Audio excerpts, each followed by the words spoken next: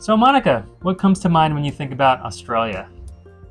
I think about boomerangs and kangaroos and crocodiles. Yeah, and we've seen a couple of those things since our stay here in Australia. What about the landscape? Ooh, I think of the outback and of beautiful blue and green water oceans. Yes, those oceans. So this week we went to 4 amazing beaches here in Newcastle while doing our pet sitting. 2 of them had these swimmable ocean pools. So we're going to share all of our pictures, videos, and experiences from those places. So let's dig in. We sold all of our things, got online jobs, and share all of our adventures as traveling pet sitting digital nomads. We are Triple Digs. In this weekly recap video, we'll look over our activities, expenses, and adventures for the week of January 22nd, 2024 through January 28th, 2024. First, let's take a look at our pet sitting calendar. So we are currently in Newcastle, Australia, doing a sitting for January. Once the sitting is over, we will fly to Melbourne, Australia, and do a sitting that will take us into February. When that sitting is completed, our 90-day tourist visa will be up. So we got to get out of the country and we're going to hop over to New Zealand, where we will take a 10-day vacation.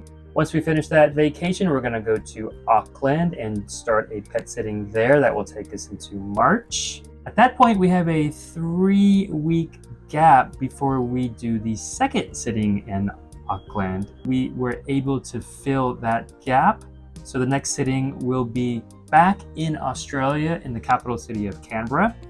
We'll be there for about 3 weeks. And then we're going to come back to New Zealand, do a very short sitting in Rotorua, New Zealand. And then we'll make our way back to Auckland in April to finish that same sitting we started with. Once we finish that sitting in Auckland, we're going to make our way back to the States and go to Georgia to visit Monica's cousin. After that, we're going to take another vacation, this time in the Dominican Republic. Yay! Once we finish that vacation, we're going to make our way over to the island of Curacao, where we will do a 3-month sitting from May through August for 9 dogs and 2 cats. Wow. Once we finish that, we're going to come back to the States and Georgia again. And then we're going to take a 2-week work trip for Monica's online teaching job in Okinawa, Japan. After that, we have about a 2-month gap until our next confirmed sitting, which will go from October through November in Kansas City, Missouri. Okay, here's a calendar update for you. As Matt mentioned, we were finally able to fill that 3-week gap in Auckland, New Zealand. Woohoo! 4 weeks ago, we had applied for a sitting to help fill that gap, but we hadn't heard anything back, so we decided to withdraw our application. And last week, we had applied for 2 sittings to help fill that 3-week gap, but unfortunately, we received notice this week that we were not accepted for either of those applications. So at this point, we made a decision to expand our search for this gap by including sittings in Australia. There just weren't that many sittings in New Zealand being posted, and we were starting to get worried that we wouldn't be able to fill that gap. And just a quick note on the financial impact of this decision. We determined that it would be cheaper for us to fly back to Australia, do a sitting there for 3 weeks, and fly back to Auckland, compared to staying in New Zealand but having to pay for a hotel or Airbnb for 3 weeks because we weren't able to fill that gap. We then applied for a 3-week sitting in Canberra, Australia, and received an immediate reply. Later that afternoon, we met the hosts via Zoom and got approved for the sitting. All right, so let's talk a little bit about the sitting for this week. Were there any interesting or funny things that happened with Frankie this week? In fact, there were. So she threw up a couple times. Luckily, one time Monica caught her before she threw up and was able to get her outside. The other 2 times we weren't able to, so we had a little bit of a mess to clean up. The other thing we noticed this week was that Gigi and Frankie love to play fight with each other. So, we'll be watching TV or exercising and then they'll just randomly get each other. So Gigi always wins. Frankie the puppy doesn't know when she gets a little too rough. Because dogs drool, cats rule. That's right. So we'll share a little bit of our daily living experiences. We mentioned that this sit has a small urban farm with a few chickens. So we were able to use some of the fresh eggs And I also picked some fresh green beans and arugula. And I used some of that to make some yummy dishes. I made kind of like a rustic pizza. I did a roasted cauliflower with a romesco sauce. That was super yums. I also made a pasta dish with a yummy arugula pesto sauce. They also have a record player here and tons of records, some old, some new. So that was cool to look through and play some while we were just hanging out. And we continued with our exercises. We were doing the T25 with Sean T.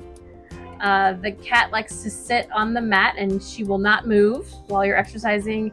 And Frankie gets super excited when we start running and kind of doing the cardio part about it. All right, let's take a look at our expenses for the week.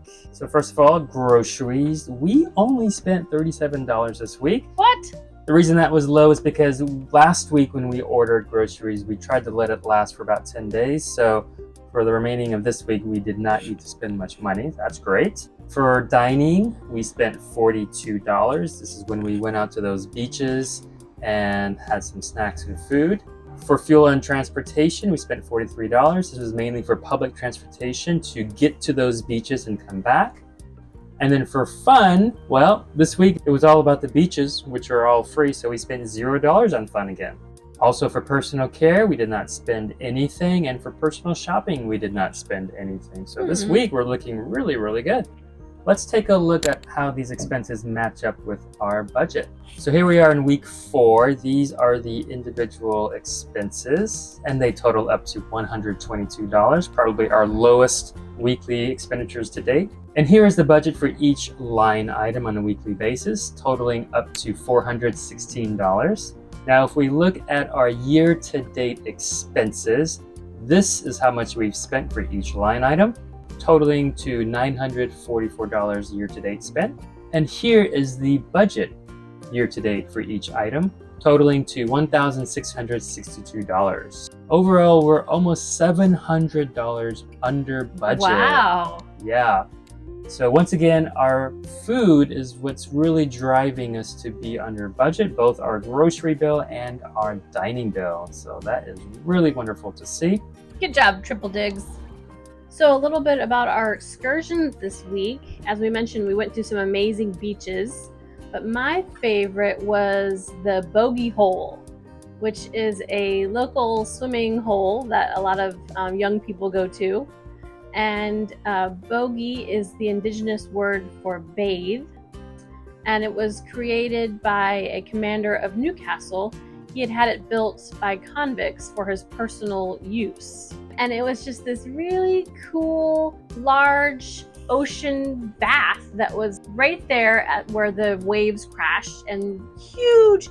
These waves were so huge. They were just crashing over you. And it was really an interesting kind of different place to swim. And then we took a half-mile long walk down to Newcastle Beach, which is like one of the most popular beaches around. And we stopped and had some drinks and a little snack. And on the side of that beach, there's also a large ocean pool. So the ocean pools is a popular thing around here because, one, the waves and the currents are really strong. You can't really swim unless it's like a designated area. And then all of the dangerous creatures in the oceans. So it's nice that they make places for you to enjoy the water. And they're free. So those were the first 2 beaches that we went to. The next one was Merriweather Beach. And right next to Merriweather Beach is the famous Merriweather Ocean Baths. So similar to Bogey Hole, this was a man-made pool right at the ocean that draws in ocean water to fill the pool. And this pool is so huge it can hold 5 Olympic swimming pools inside this pool. It even has swimming lanes where people can go and just swim laps for free.